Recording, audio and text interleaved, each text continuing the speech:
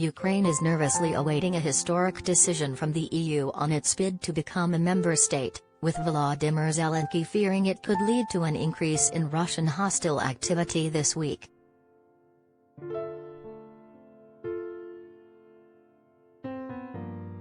The president said there had been few such fateful decisions for Ukraine as the one it expects from the EU this week.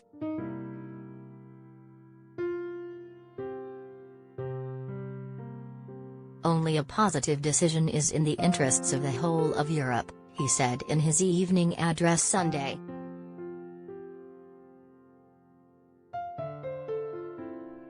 Obviously, we expect Russia to intensify hostile activity this week. We are preparing. We are ready, he continued.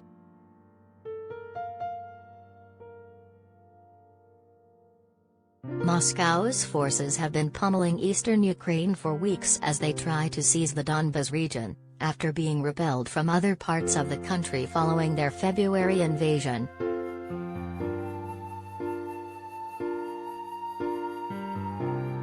On Friday, Brussels backed Kyiv's bid for EU candidate status after the heads of the bloc's biggest members, France, Germany and Italy, paid a visit to the Ukrainian capital.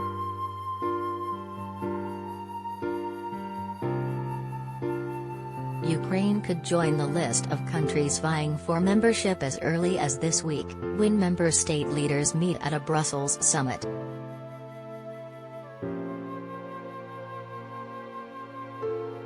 But officials and leaders in the bloc caution that, even with candidacy status, membership could take years.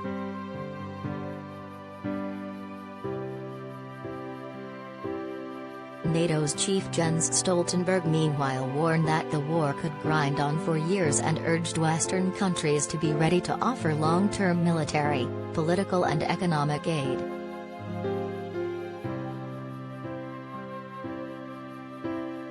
We must not weaken in our support of Ukraine, even if the costs are high, not only in terms of military support but also because of rising energy and food prices, Stoltenberg told German daily newspaper Bild.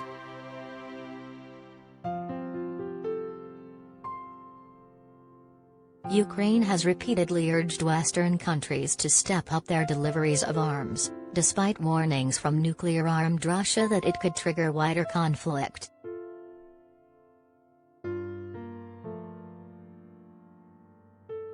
Zelensky made a rare trip outside Kyiv Saturday to the holdout Black Sea city of Mykolaiv, where he visited troops nearby and in the neighboring Odessa region for the first time since the invasion.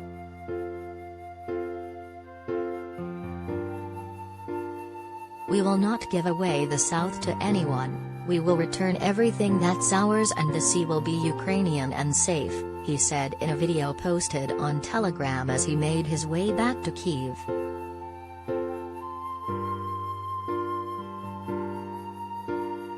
Russia's defense ministry said Sunday it launched missile strikes during the past 24 hours, with one attack on a top-level Ukrainian military meeting near the city of Dnipro killing more than 50 generals and officers.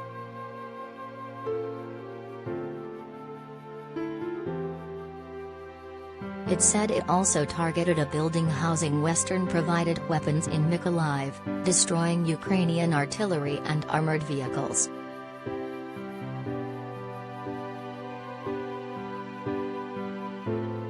There was no independent verification of the claims.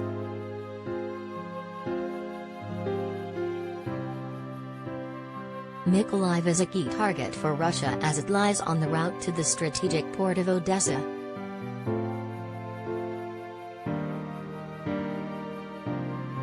With Russia maintaining a blockade of Odessa that has trapped grain supplies and threatens a global food crisis, residents have turned their attention to rallying the home front effort.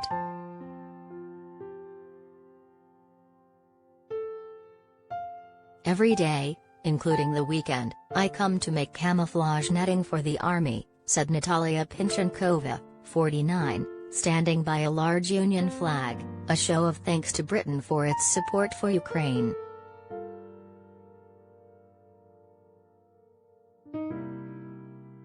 The Ukraine war is fueling not only a global food crisis but an energy crisis too.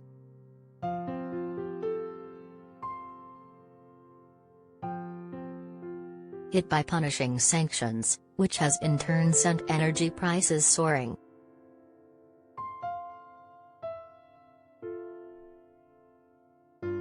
Germany on Sunday announced emergency measures including increased use of coal to ensure it meets its energy needs after a drop in the supply of Russian gas.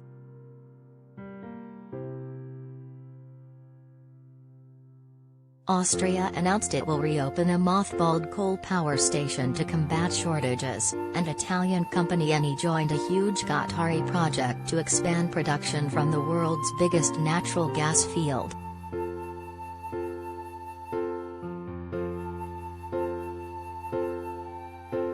The worst of the fighting is in the industrial Donbas region, with battles raging in villages outside the city of Severodonetsk, under unrelenting Russian fire for weeks.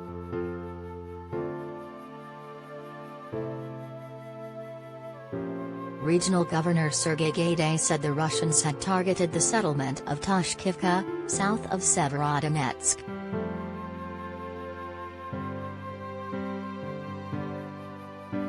But our artillery worked, and we can say the attempt to break through was not successful, even though they tried very powerfully to break our defense, he wrote on Telegram.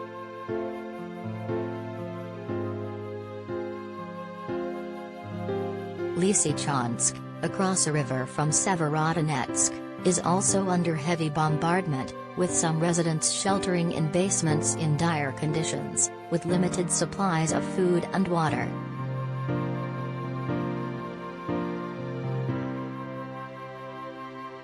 Natalia Kalemova, 54, urged Russia and Ukraine to negotiate an end to the war.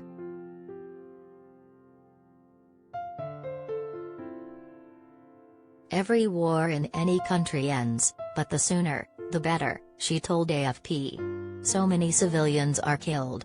Most of them were not involved in the war at all.